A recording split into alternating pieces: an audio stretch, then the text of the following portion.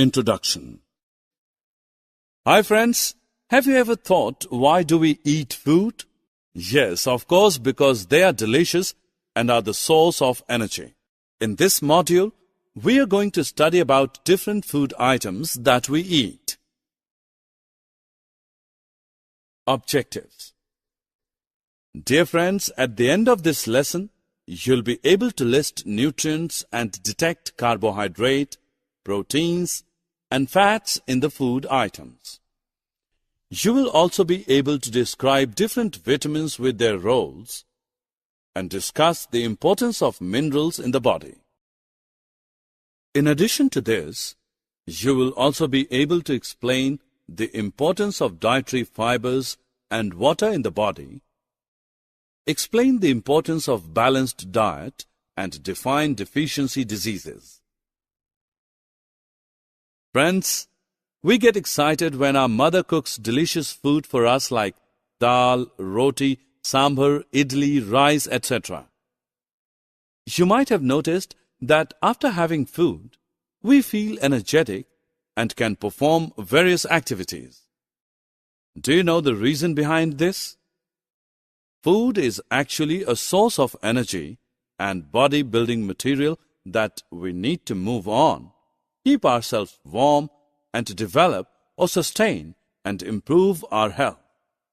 Thus, food acts like a fuel to our body, and we cannot survive for long without it. Now, a question may arise that how do we get energy by eating food, and why food is known as fuel for our body? Friends, food has 5 basic components in it. These are carbohydrates, proteins, fats, vitamins, and minerals. All these components together are called as nutrients. A body digests food and absorbs these nutrients to provide energy. Some nutrients help us fight against diseases.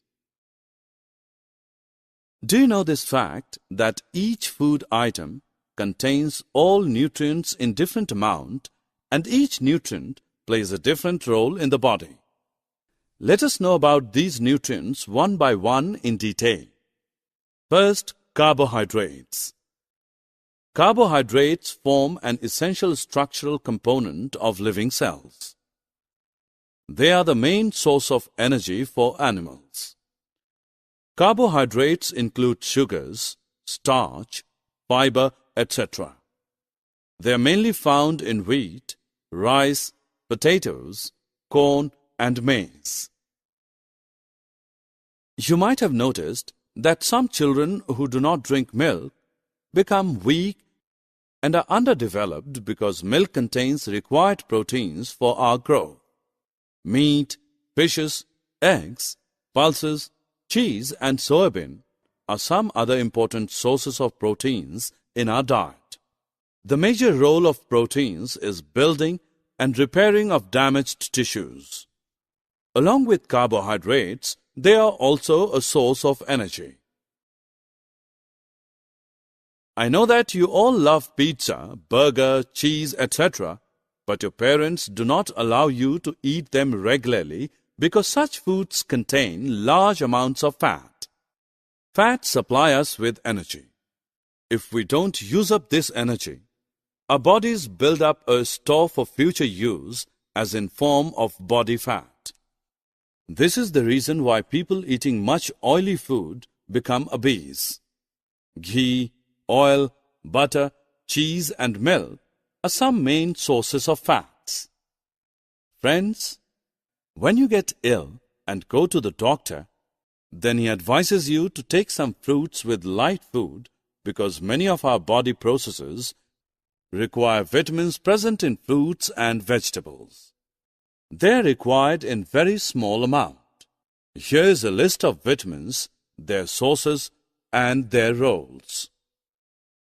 You might have seen many advertisements of mineral-rich food items. Now let's know why they are so important. Actually, plants need minerals for growth. Besides this, a body also requires minerals in small quantities for all the chemical processes. potassium, calcium, iron, etc. are some common examples of these minerals. Let us know more about the sources and the role of these minerals using the next table. Dear friends, do you know that besides nutrients, dietary fiber also play an important role in our body? They are usually known as roughage. You need to know that roughage does not provide any nutrition to our body, but adds bulk. They are found only in plants, pulses, potato, fresh fruits and vegetables as the main sources of roughage. This helps our body to get rid of the undigested food.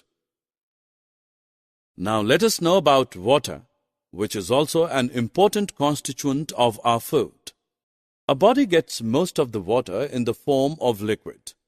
In addition, we also add water while cooking the food. Water helps our body to absorb nutrients from the food. It is also helpful in throwing out some wastes from body as urine and sweat. As we know that all kinds of foods do not contain all the components. Our meals should have a balance of the different nutrients that our body needs for growing and maintaining good health. Such a diet is called a balanced diet. In other words, we can say that a balanced diet includes all the nutrients that our body requires in proper quantities. So we should accept the fact that having a balanced diet is the best way to live a healthy life. Friends, after knowing about the balanced diet, we should also know that if we don't take proper diet, then what will be the problems? I hope that you might have heard about deficiency diseases. These are the diseases that occur due to lack of nutrients over a long period and hence called deficiency diseases. Here is a list of some of the deficiency diseases and their symptoms. Summary. Let us summarize what we have learned. Carbohydrates, proteins, fats, vitamins and minerals are the major nutrients in our food. In addition, food also contains dietary fibers and water.